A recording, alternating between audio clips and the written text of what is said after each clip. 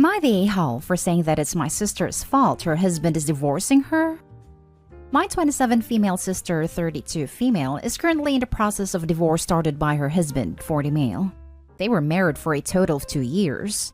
The problem started with brother-in-law wanting his own biological kids. I'll explain later. And my sister not wanting them.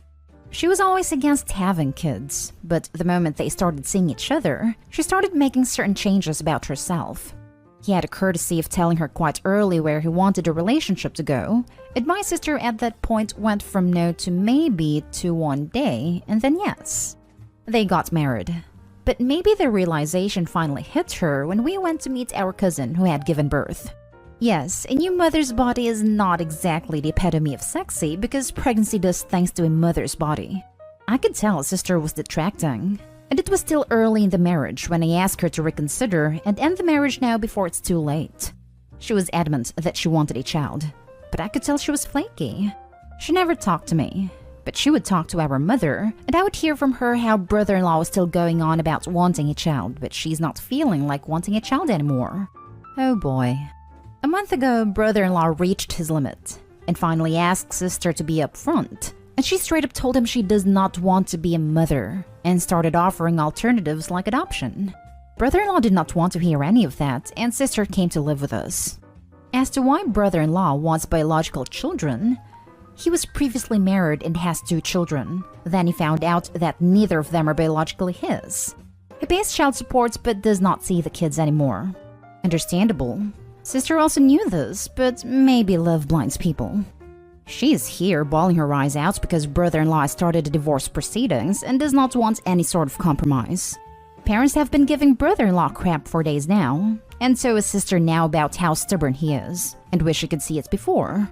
It got annoying to a point where I told her that it was her fault that she was not ready, lied to him, and now expect him to accommodate, fully knowing his side, and that her foolishness impacted the life of 2 people. Now they're angry at me for taking his side. Am I the a-hole? If so, what can I do to make it right? I'm not going to retract my words because they're exactly what she did. Now for the top comments. Not the a-hole. She lied to her husband by pulling a bait and switch on him. That's really shady. She's getting what she deserves for doing that and just can't accept that. All you did was tell her the truth. These aren't the type of things you can just change your mind on when you marry someone. At least without consequence. She needs to commit one way or another because waffling on something as high gravity as this will doom her relationships to failure now and in the future. Props to you, Opie, for giving your sister a hard dose of reality. Did she pull a bait and switch, or did the reality hit her that she didn't want to go through pregnancy? Yes, that is possible. But she still didn't tell her husband that she had changed her mind. He had to confront her to even get her to tell the truth. Everyone sucks here except brother-in-law. This is a deal breaker for him, and is making the right choice. Compromise either way would only breed resentment and ruin what's left of their marriage. It's better and more responsible to cut it off now so they can find people who are fundamentally more compatible.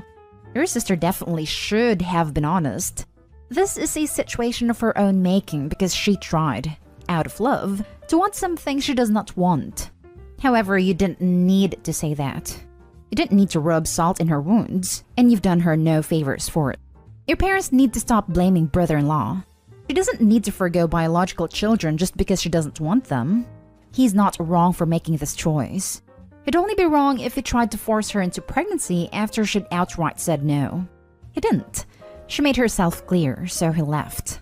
That's unfortunate, but that's all it is.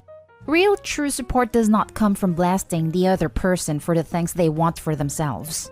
Less focus on him, more on her. And you learn to read a room. Tact is a valuable resource, and given that this is a sensitive subject, you should take your hints from that and be sensitive. There's nothing at all to be accomplished from telling her truths like that. You should apologize. Not because you stated something untrue, but because you were unwittingly or otherwise cruel to a family member who is already suffering.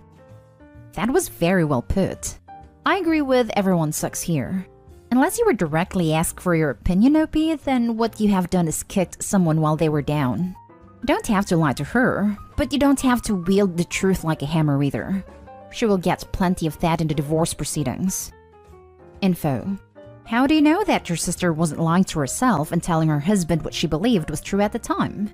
Given what you have said about her freaking out about what pregnancy does to a woman's body and suggesting adoption, it sounds like your sister is opposed to giving birth, not to having children, and maybe she initially thought she could push past that fear for something she wanted with her husband. Now for the next story. Am I the a-hole for telling my sister her being a stay-at-home mom is a joke and she's just selfish? I want to make it clear I'm not slagging off being a stay-at-home mom, just my sister's version of it. I know how much hard work it is and I'm not putting anyone down for it. But my sister really does just sit around doing nothing all day, while somebody else does all the work, and then whines about how hard it is being a stay-at-home mom, and I've had enough of it.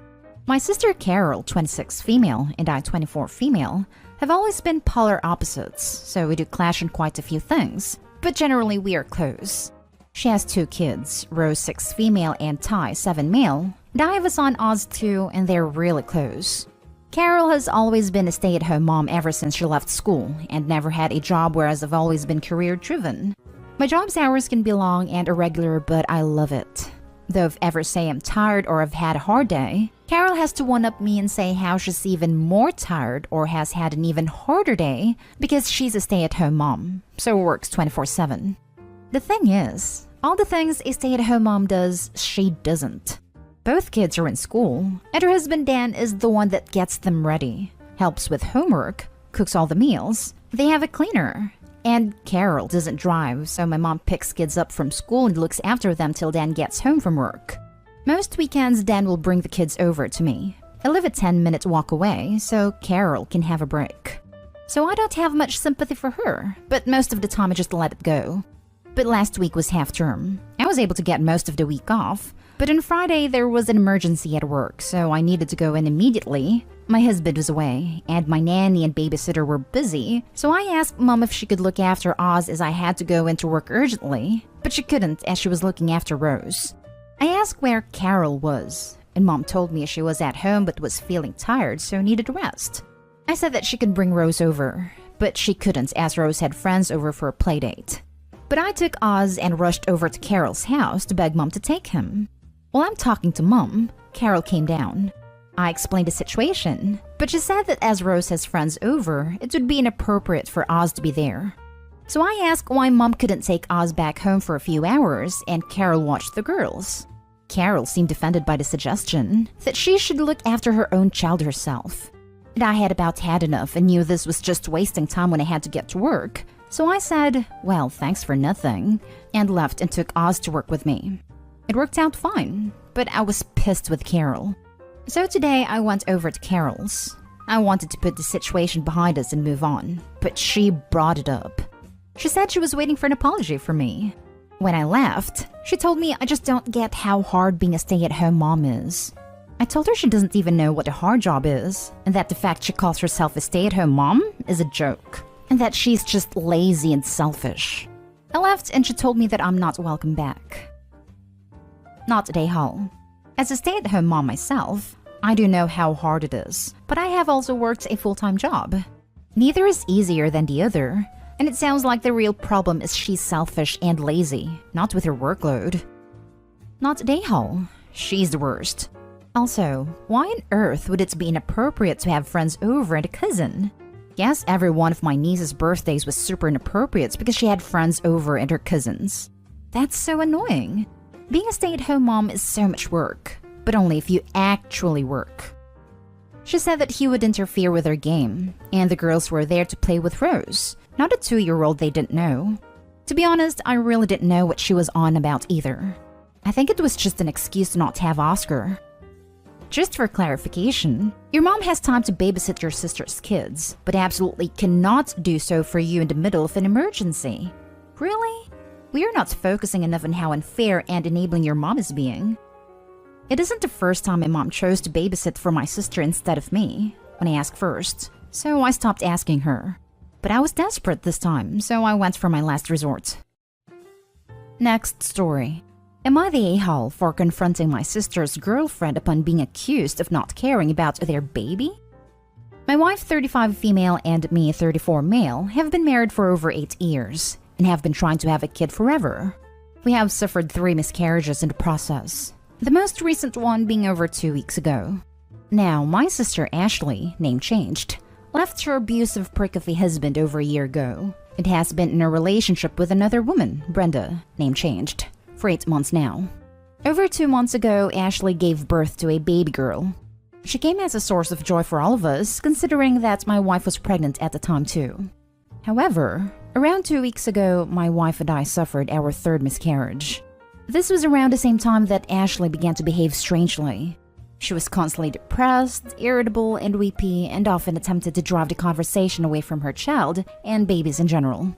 These symptoms were there before too, but this was when they really began to come to light. It was then that she was diagnosed with PPD. Around 2 days ago, I decided to take my wife on a road trip to visit her parents to take her mind away from the miscarriage for a while. While we were packing for the trip, Brenda paid us a visit and asked us if we could help take care of the baby, as she wanted some quality time with Ashley.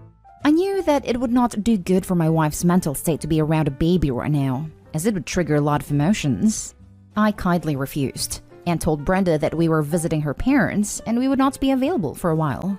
This really angered Brenda, and she began to call me out for being a selfish brother. She said that Ashley would never do this to me, and that we could never understand the problems they were going through, and at this point, taking a vacation and abandoning Ashley and the baby was extremely uncalled for. However, when she said that I did not care about the baby, that was the last straw. I countered saying that my wife already has enough on her plate to deal with, and she doesn't need Brenda's toxic vibes right now. I asked her to leave our house and take her negativity with her. Am I the a-hole for behaving the way I did with Brenda? Edit. To everyone who has been asking, Brenda and Ashley are both fully aware of the miscarriage and were in fact in the hospital at the time. Now for the comments. Not the a-hole. Not at all. You took a stand for your wife. Your sister-in-law is being totally unreasonable and entitled and selfishly expecting you to watch their baby right after you suffered a miscarriage, and in refusing to even consider why taking care of a baby could be traumatizing for you too. They can hire a babysitter. Also, I'm really sorry for your loss, OP. Hugs. No, you don't get it. Only Ashley is allowed to have emotions. OP's wife should be grateful to still act as a parent/babysitter for a moment. This reminds me of when I had 3 kids under the age of 5. One was a newborn. It was keeping my neighbor's 2-year-old to make some money. My husband's sister had 2 kids and wasn't handling this well, so her husband thought I should help her out, because he couldn't be bothered apparently. That discussion didn't go well. Not a hole. Brenda thinks that demanding free childcare from a woman who just suffered a miscarriage is reasonable. While it's admirable for Brenda to want to support Ashley through her PPD, she is completely lacking in empathy for your loss. You did the right thing for your wife. Brenda is the next abusive partner OP's sister has attracted. Likely narcissistic, coming by to enjoy OP's pain and throw oil on the fire. Not the hell, OP. Best to go low contact or no contact. Brenda was way out of line. I'm sorry Ashley was going through PPD, but your wife's, and your, loss was equally as devastating as your sister's PPD, perhaps even more so. Both you and Brenda were protecting your significant other, but Brenda was going about it by being an a-hole. You, on the other hand, were not an a-hole. Not at all. Last story is titled, Am I the a-hole for not letting my sister make my son's birthday cake? My sister is an aspiring professional baker. She set up a Facebook business for it in 2018, and so far has not been able to build up much of a client/customer base. Part of the reason for this is she isn't the best decorator out there, and sometimes she's downright bad. Before setting up, back in 2017, she did taste and feedback tests with the family. She told us she wanted to know if/where she needed to improve and all that stuff. Cool. A couple of people told her she was great and that she should open her business because she'd be great. The rest of us, me, dad, older brother, younger sister, and my husband, all mentioned how she needed to lay off on the sugar a bit because holy freaking hell was she poisoning those cakes. And we mentioned she would need to refine her skills with the decorating side. She asked for specifics and we gave them. Especially on the kids' design because they were downright terrifying for kids. Tested on some of our kids. She didn't take it on board though, except for the sugar. She told us at the time we had overreacted to the designs and would see. My sister has 5 reviews on her profile. 3 of them are 1-star with the same feedback we gave about the appearance of the cakes.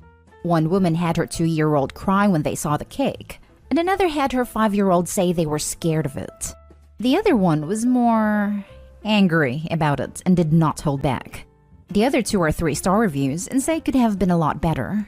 It frustrates my sister. She tries to grow but doesn't listen to feedbacks. My son is turning 8 this year, and it will be his first friend party due to circumstances. My sister asked if she could do the cake. I told her we had already ordered one, which is true. She was hurt would it go to her over another baker. She offered to cover the cancellation fee, and I turned her down. Then she got mad. Said how can she build her business, the family won't even help her out and give her practice and a portfolio to build. I told her that she should start listening to the feedbacks she has received, instead of pressuring family to become guinea pigs for inventions. I also suggested she practice without getting an order, because it means she can provide a better quality product without using other people's money/celebrations to do it. She told me a good, not a prick, sister would give her the experience, and that it would mean so much more to my son to have a cake made by his loving aunt than some random baker. She has me feeling a bit bad because despite her telling me I'm a prick if I don't, I can see she's genuinely hurt we don't like her cakes enough to give her this. Am I the a-hole? Not the a-hole. Your sister does not have a business. She has a Facebook pipe dream. After 4 years, she needs to face reality that she's not capable of baking for profit. I think that's kinda where my frustration stems. She could make it a profitable business/side business if she put in the work to grow and improve in her weak area, decorating. It has never felt like she has put that work in. She expects to grow as she works, but people don't want to pay for that. Your sister is trying to walk before she crawls. She needs to refine her skills. No one wants a cake from the 1-star Facebook baker. Except me. I'm in bed and it's 3 a.m. Please bring me a cake from the 1-star Facebook baker. Now. Not a hole. As much as I hate to say it, some people got it, some people don't got it. She seems to fit into the latter category. She apparently needs a lot more practice before she entertains her dreams of branching out into a successful business. It may hurt her feelings, but you gotta be honest at times. Too much negative feedback in early stages can downright cripple a fledgling business. She needs to be 100% confident in her work and have a portfolio of cakes/treats that she has made that she can provide on request. My wife takes photos of every cake she makes, even just to kill time, and is building up quite a collection of photos. I agree. If she practiced and learned how to strengthen her ability in the decorating area of cake making, she could be doing a lot better, but she needs to put in the work to learn. Not everyone has a magical skill right off the bat.